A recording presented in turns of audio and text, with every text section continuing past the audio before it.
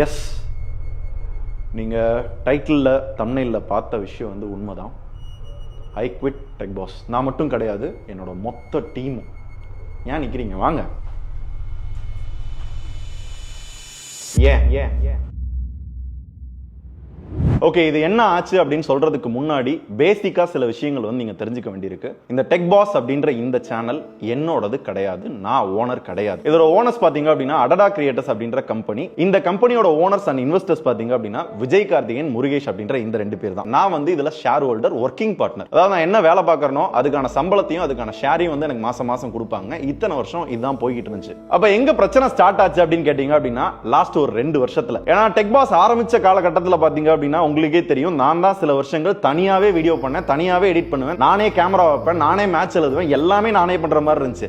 But tech பாஸ்க்குன்னு ஒரு response வரையில பாத்தீங்க அப்படின்னா அதுக்கேத்தாப்புல கேமராமேன், எடிட்டர்ஸ் இந்த மாதிரி ஹையர் பண்ணோம். டீம் கொஞ்சம் கொஞ்சமா பெருசாச்சு. அதனாலே இவங்களும் இந்த பிசினஸ் பெருசாக்கணும் முடிவு பண்ணி இதை ஒரு கம்பெனியா ரெஜிஸ்டர் பண்றாங்க. அப்பதான் பாத்தீங்க அப்படின்னா ஸ்பான்சர்ஸ் வந்து உள்ள வராங்க. அந்த டைம்ல எப்படி இதை பண்ணுவோம் அப்படின்னு கேட்டீங்கன்னா 90% எங்களோட கண்டென்ட், 10% ஸ்பான்சர் பண்ணுவோம். இந்த 10% ஸ்பான்சர்ஸ்லயுமே நாங்க என்ன பேசுவோம், எங்களுக்குன்னு ஒரு சில டேர்ம்ஸ் இருக்கு. நாங்க வாங்காதான் சொல்ல மாட்டோம். கண்டிப்பா எங்களோட ஃபீட்பேக் சொல்லுவோம். இது ஸ்டார்டிங்ல அவ்வளோ ஹெல்தியா போச்சு. அதனாலே வேற எந்த சேனல்லையும் அந்த டைம்ல இல்லாதப்போ வந்து எங்களால நிறைய எக்ஸ்பெரிமெண்ட் பண்ண முடிஞ்சு. நிறைய கிராஃபிக்கலா, காமெடியா. அந்த கட்டத்துல வந்து டெக் சேனல்னாலே ஒருத்தன் தான் அப்படின்னு இருந்தப்ப மொத்த டீமையுமே நாங்க இன்வால்வ் பண்ணி எங்களுக்கு ஏத்தாப்புல எல்லாருமே ஒரு இது கொடுப்போம், எல்லாரும் தெரியட்டும் அப்படின்றதுல டீம் டெக் பாஸ் அப்படின்ற ஒரு விஷயம் வந்து வெளியே வந்தது. நல்லா தானே போய்கிட்டு இருந்தது. எப்படி இந்த பிரச்சனை எல்லாம் ஸ்டார்ட் ஆச்சு, ஏன் வெளியே வந்தீங்க, அதை சொல்லுடா அப்படின்னு நீங்க கேட்கறது எனக்கு புரியுது. இதுக்கு முக்கிய காரணமே என்னன்னு கேட்டீங்கன்னா அந்த ரேஷியோ சொன்னல, 90% எங்களோட வீடியோ, 10% ஸ்பான்சர் பண்ணுவோம் அப்படின்னு. அதுக்கும் டேர்ம்ஸ்னு ஒன்று சொன்னல, அது அப்படியே உல்டாவா மாறிடுச்சு. 99% ஸ்பான்சர்ஸ், 1% எங்களோட ஓன் வீடியோ. அந்த 1% ஓன் வீடியோவுமே சில நேரம் பண்ணிட்டோம் அப்படின்னா ஏதாவது பிராண்டுக்கு ஆப்போசிட்டா வந்து அவங்க கேள்வி கேட்கறாங்கன்னா உடனே வந்து அதை பிரைவேட் பண்ணு, டெலீட் பண்ணு. ஏன் இப்படி பண்ண? பிராண்டுக்கு ஏத்தாப்புலாம் பண்ணக்கூடாது. ஓலா வீடியோ நம்ம வீடியோ, அதுல நம்ம காசு போட்டு வாங்கி நம்ம வீடியோ பண்ணோம். அதுக்கு கூட நீங்க அது ஒரு பிராண்ட், நீங்க அதையே இப்படி நெகட்டிவா சொல்றீங்க. ஃபியூச்சர்ல அவங்க நமக்கு இது வந்தாலும் வரலாம், அதெல்லாம் அப்படிலாம் பேசக்கூடாது. ப்ரோ ஒன்னும் இல்ல ப்ரோ, 1 லட்சம் சப்ஸ்கிரைபர் இருக்கேல, ஒவ்வொரு வீடியோ 1 லட்சம் வியூ, 1.25 லட்சம், 1.5 லட்சம் போச்சு. 5 லட்சம், 10 லட்சம், 1 மில்லியன் வர்றப்ப கூட 3 லட்சம், 4 லட்சம் வியூ போச்சு. இன்னைக்கு 5 மில்லியன் சப்ஸ்கிரைபர் இருக்கு.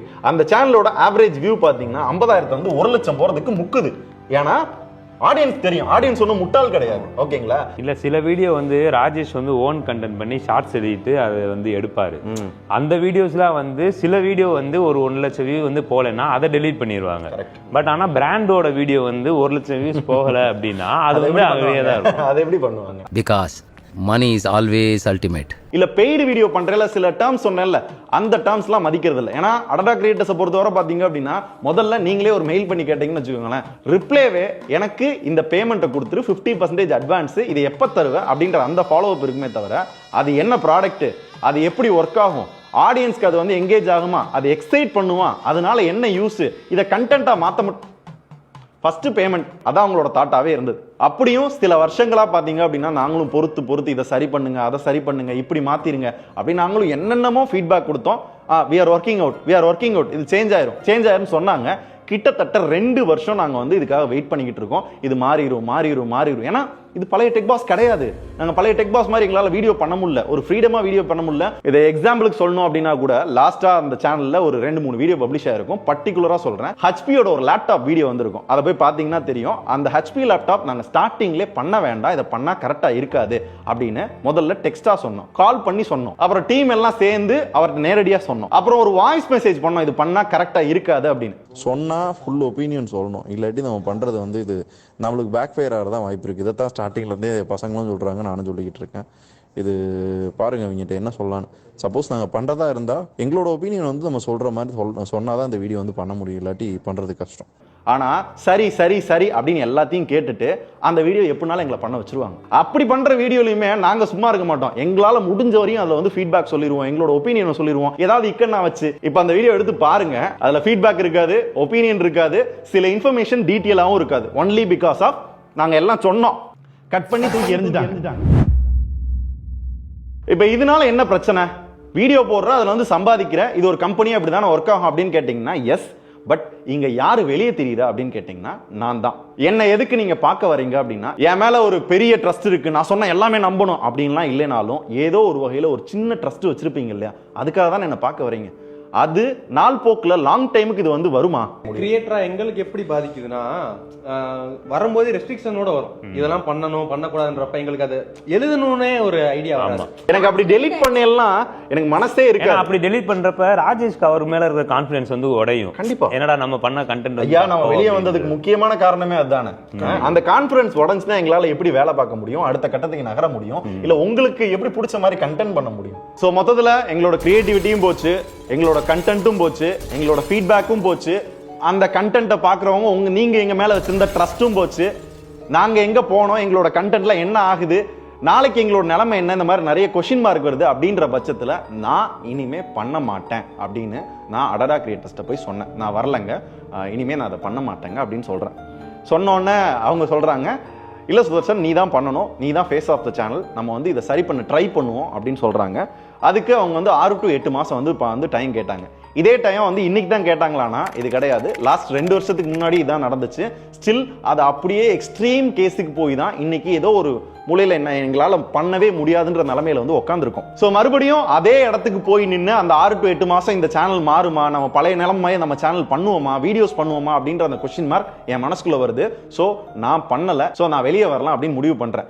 சொன்னோன்னு அவங்க சொல்றாங்க, இல்ல சுதர்ஷன் நீ தான் பண்ணணும்னு சொல்லி என்னை வற்புறுத்திக்கிட்டே இருக்காங்க. அப்படி இல்லாட்டி எனக்கு ஒரு 2 சாய்ஸ் வந்து கொடுக்குறாங்க. முதல்ல இந்த சேனலை வந்து நீயே எடுத்துக்க சுதர்ஷன், ஏன்னா நீ தான் ஃபேஸ் ஆஃப் த சேனல், கண்டிப்பா நீ தான் பண்ணணும். ஓகே பரவாயில்ல அண்ணன் நம்மளுக்காக ஏதோ இவ்வளோ தூரத்தில் வந்து யோசிச்சு சொல்றாங்க. இல்லைன்னா முதல்ல வேணாம் அப்படின்னு சொன்னேன். ரெண்டாவது சரிங்கண்ணே நான் பண்றேன், நானே கூட என்னால் முடிஞ்சவரையும் பெஸ்ட்டாக என்ன பண்ண முடியுமோ ட்ரை பண்றேன் அப்படின்னப்ப அவங்க அதுக்கு எவ்வளோ ரேட் சொன்னாங்க தெரியுங்களா? 15 lakhs கிடையாது, crores.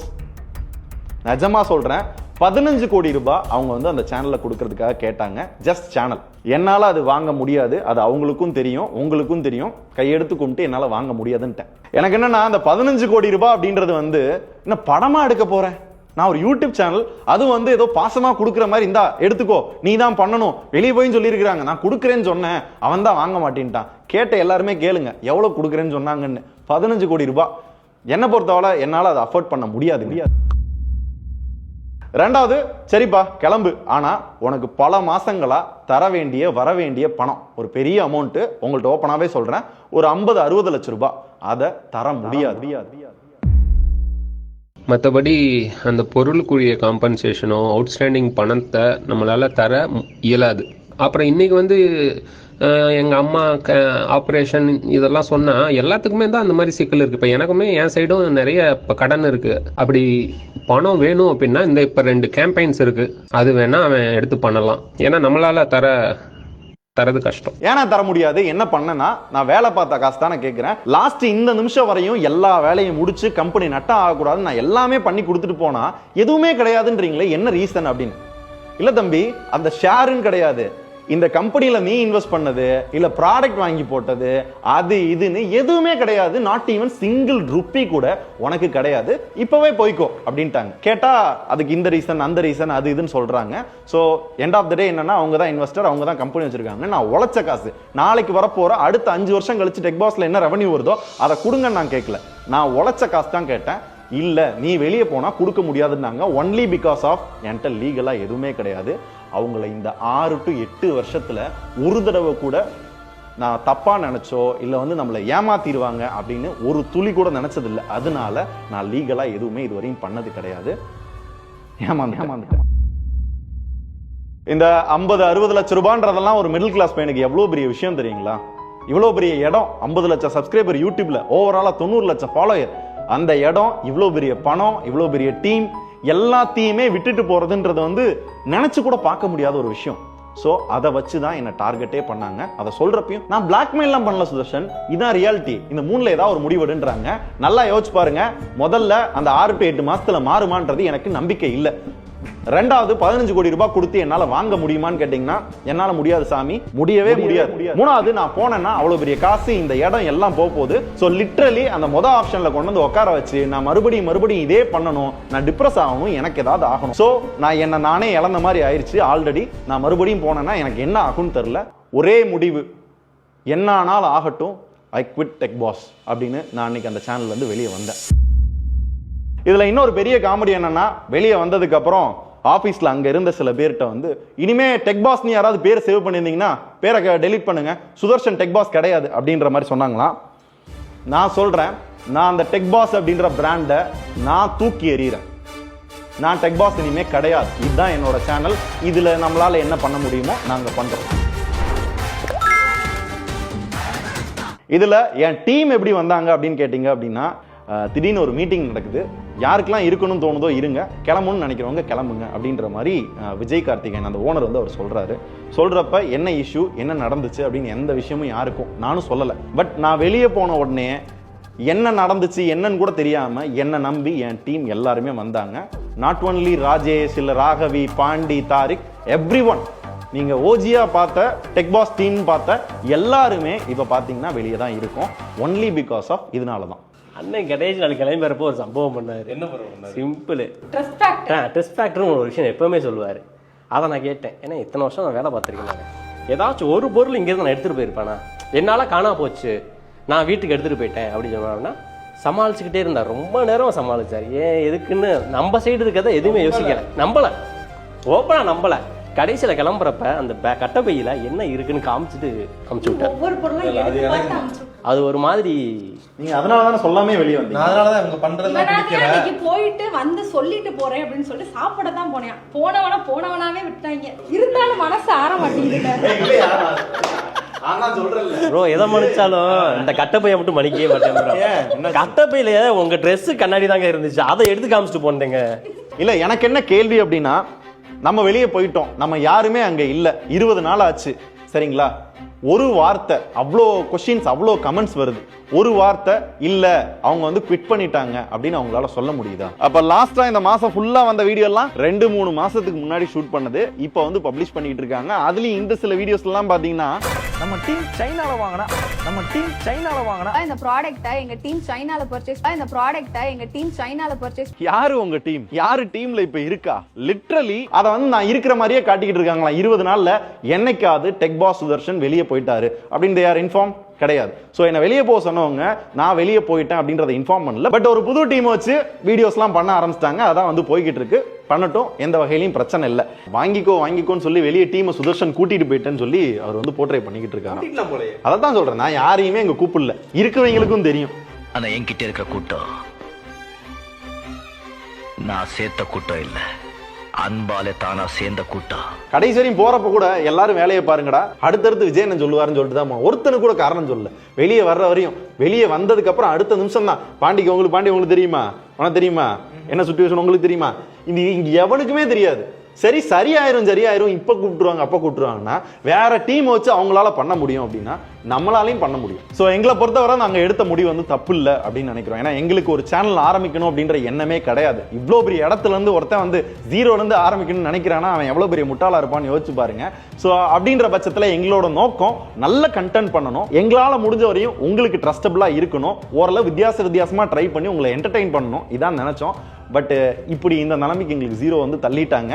இது நான் இன்னைக்கு நடந்துருச்சு அப்படின்னு சொல்லி நான் வருத்தம்லாம் படல. ஏன்னா இது இன்னைக்கு நடக்கலனா என்னைக்காவது ஒரு நாள் நடக்க தான் செய்ய போகுது. இது எனக்கு மட்டும் நடக்கல, ஸ்மைல் தேட்டர்ல இருந்து பிளாக் ஷிப் வரையில அவங்களுக்கு நடந்தது, பரிதாபங்கள் வெளியே வரையில நடந்தது, நக்கலைட்ஸ் வரையில நடந்தது. பட் எண்ட் ஆஃப் த டே மக்களுக்கு தெரியும் நாங்க யாரு, நாங்க எதுக்காக வந்தோம், நாங்க என்னவா இருந்தோம் அப்படின்ற எல்லாமே. இதுவே ஒரு நல்ல விஷயம் தான். ஏன்னா இப்பதான் தெரியும் நமக்கு யார் சப்போர்ட் பண்றாங்க. ஆமா, நம்ம விலையில எத்தனை பேர் வந்து வேடிக்கை பார்த்து சிரிக்கிறாங்க, விலையில வந்து எத்தனை பேர் வந்து கை கொடுத்து தூக்கி விடுறாங்க, எல்லாமே இந்த நிலையில தான் தெரியும். இது விழுந்ததும் ஒரு வகையில நல்லதுதான், நடந்ததெல்லாம் நல்லதுக்கு தான் நான் வந்து நினைக்கிறோம். சோ அவங்க மேல வந்து இது அதெல்லாம் சொல்றதை தாண்டி என்ன நடந்துச்சுன்னு சொல்றதுக்காக தான் இந்த வீடியோவை தவிர அவங்க மேல வந்து தப்பா போர்ட்ரேட் பண்றதுக்கு கிடையாது. ஏன்னா நிறைய பேர் கமெண்ட்ல வந்து கேக்குறீங்க, பர்சனலா இன்ஸ்டால வந்து கேக்குறீங்க, ஏன் இல்லைன்னு கேக்குறீங்க, அதை அவங்களும் சொல்ல மாட்டாங்க. அட்லீஸ்ட் நாங்க சொல்லணும்னு நினைச்சோம். சோ அதுக்காக தான் பாத்தீங்க அப்படின்னா இந்த video. So we are all stand with Sudarshan and we need justice for Sudarshan. கடைசியில நம்மளே சீரியஸா பேசுறோம். அதத்தான் எவ்வளவு எப்படி இருந்தவங்களும் நம்மள சீரியஸா பேச விட்டு செலிப்ரேட் பண்ணலாம்னு நினைச்சேன். செலிப்ரேஷன் வீடியோ போடுவோம்னு நினைச்சேன். கடைசியில வந்து கருப்பு ஸ்கிரீன்ல உட்கார வச்சு நம்மளையும் பேச விட்டு அதத்தான் என்ன வேணா நடக்கட்டும், நம்ம மேல நம்பிக்கை இருக்கு, நம்ம பண்ணுவோம் நம்மளுக்கு ஏத்தாப்ல.